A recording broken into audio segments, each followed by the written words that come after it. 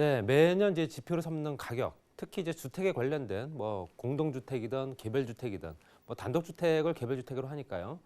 그런 이제 공시 가격, 실제적으로 거래되는 가격이 아니라 세금을 부과하는 기준이죠. 그렇기 때문에 당연히 보유세에 관련된 내용이고요. 이런 내용들은 대부분 다 연초에 표준주택, 특히 이제 전국주택의 50만 채를 기준으로 했을 때 표준주택 공시가격을 발표한 후에 그 다음에 이제 공동주택, 특히 이제 아파트가 대부분이고요.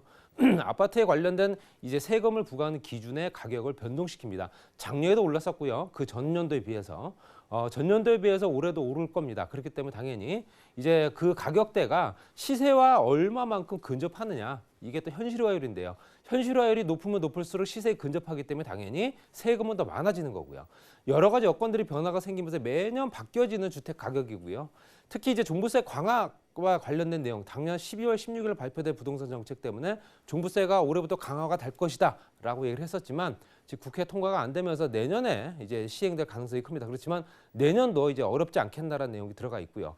여러 가지 여건상 실질적으로 오른 만큼 세금을 더 내야 되는 건 사실이지만 가격이 오른다고 해서 실제적으로 가격이 얼마만큼 오르냐가 또 차이가 있겠죠. 그렇기 때문에 세금을 어느 정도 또 현재 내가 내야 되는 세금이 얼마 정도 되는지 꼭 아실 필요 있다. 그래서 2020년도에 공동주택 공시가격이 변동이 어떻게 생겼는가 한번 전국적으로 한번 보겠습니다. 일단 연도별로 보게 되면 2011년도부터 2020년도 약 10년 정도를 따져봤을 때 2011년도에는 10년도 대비 0.3% 정도가 올랐고요. 실제적으로 2012년도는 4.3% 정도가 전년도 대비 오른 상태였습니다. 그렇지만 2013년도에는 마이너스 4.1%였죠. 그렇다는 얘기는 결론적으로 이 주택 관련된 공시 가격 자체가 실제적으로 이제 어떤 경기 변동이라든가 외부적인 영향 이것도 많이 받는다 보시면 될 것 같고요. 그 다음에 2014년도, 15년도, 16년도까지 쭉 오르면서 2016년도까지는 5.97%까지 현재 변동이 생겼었습니다. 그리고 2017년도에는 4.44, 그 다음에 2018년도 5점, 그리고 거의 지금 2020년도 되면 5.98, 거의 6%대. 현재 2016년도와 거의 비슷한 비율로 현재 변동이 생겼다라고 보시면 될 것 같고요. 시도별로 봤을 때는 전국적으로 현재 2019 작년도만 비교하게 되면 작년도에는 5.23% 정도가 변동이 생겼었는데 올해는 5.98% 정도 좀 소폭 오른 거로 보실 수 있습니다. 그렇지만 전년도에 굉장히 많이 올랐기 때문에 실제적으로 서울 같은 경우 14.01% 정도가 전년도에 기준점을 변동이 생겼다고 보시면 될 것 같고요. 20년도에 올해는 14.73% 정도 보시면 될 것 같습니다. 그래서 나머지 기타 지방 지역 같은 경우는 거의 마이너스를 나타내는 경우가 많고요. 그 주변 이제 주택 가격도 오르지 않고 실제로 거래도 안 되는 부분에서 공시가격만 올려서 실제로 세금 부담을 더 많이 부담하게 되면 민원이 발생을 많이 할 겁니다. 그렇기 때문에 당연히 그 거래가 많이 이루어지지 않는 이제 고가 주택이 없는 실제 지방 도시 같은 경우는 특히 이제 마이너스를 많이 나타내고 있는 걸 보실 수 있고요. 우리가 알고 있는 뭐 경기라든가 인천, 그다음에 대전, 울산 뭐 이런 지역들 특히 이제 오를 만한 지역들 이런 지역들은 좀 올랐다 보시면 될 것 같습니다. 그렇다면 이제 시세별로 따져봐야겠죠. 시세 구간별로 했을 때 9억 미만이냐, 9억 이상이냐. 이번 정부에서는 실질적으로 9억 원을 기준점으로 잡았습니다. 그렇기 때문에 9억 원이 넘어가게 되면 고가주택이면서 종부세 대상이 되는 거고요.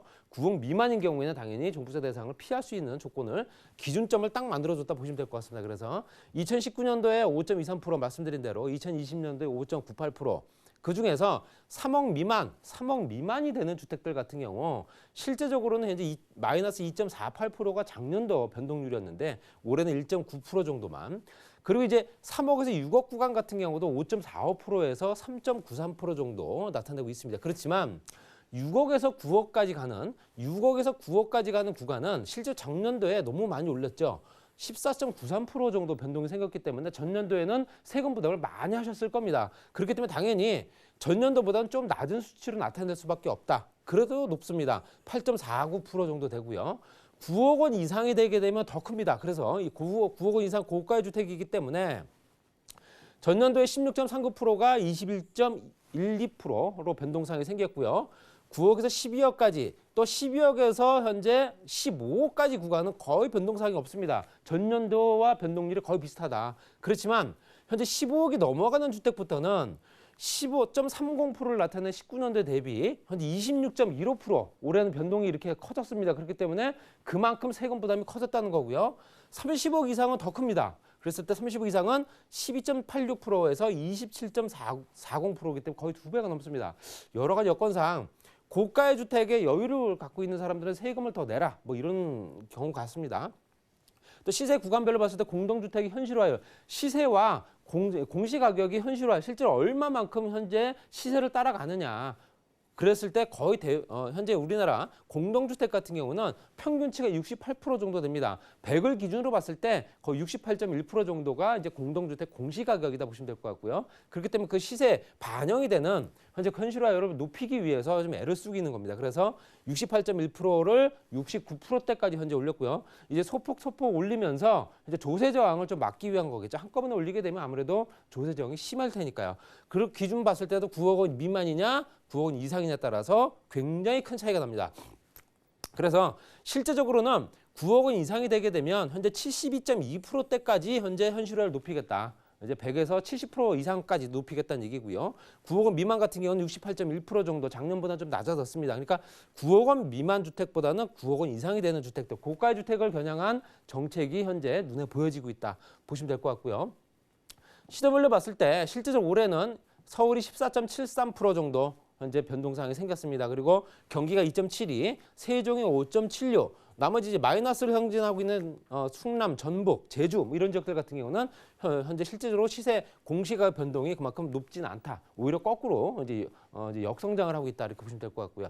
여러 가지 여건상 붉은색 라인들이 대부분 다 수요가 집중되는 지역이고 부동산 가격 특히 이제 투기 수요들이 많이 몰리는 지역이다 보니까 그럴 수밖에 없다 말씀드리고 싶고요.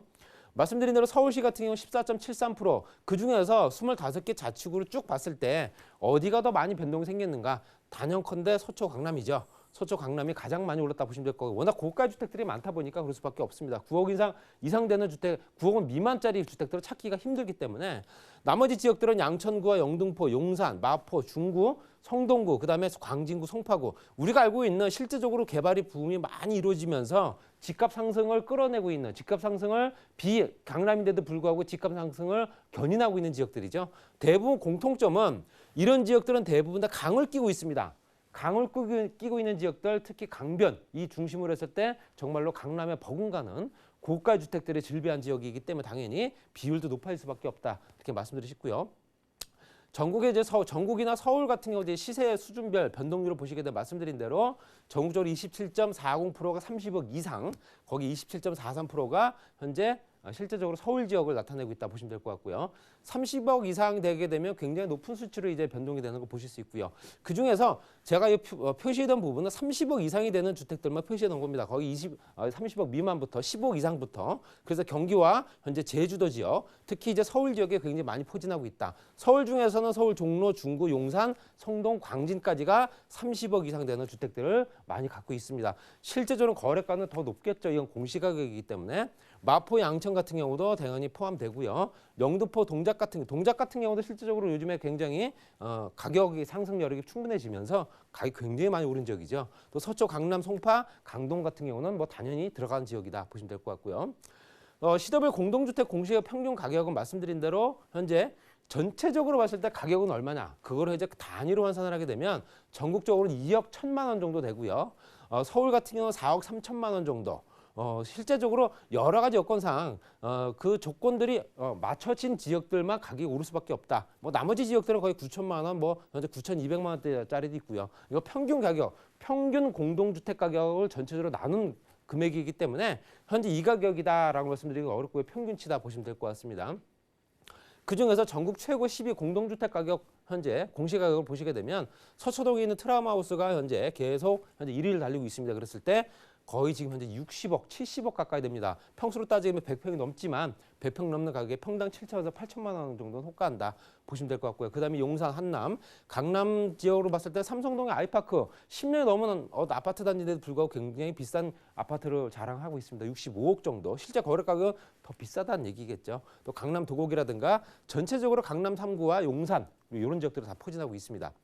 현재 추진되는 일정을 보게 되면 이제 4월 29일, 현재 4월 29일 날 발표가 됐었죠. 그리고 나서 이제 한 달 정도 계도 기간, 그래서 열람 및 이의 신청을 하고요. 그래서 6월 달부터 6월 17일까지 현재 검토 결과를 심사를 합니다. 그리고 현재 6월 26일 날 정도 되면 공동주택 가격 조정 공시를 한다 보시면 될 것 같고요. 올 10월에는 또 공시가격 현실화 로드맵을 또 발표한다고 하기 때문에 공시가격이 또 얼마만큼 높아지냐에 따라서 내가 부담해야 될 세금이 그만큼 많아진다. 여러 가지 여건들을 한번 고려해 보시면서 투자를 한번 생각해 보시기 바랍니다.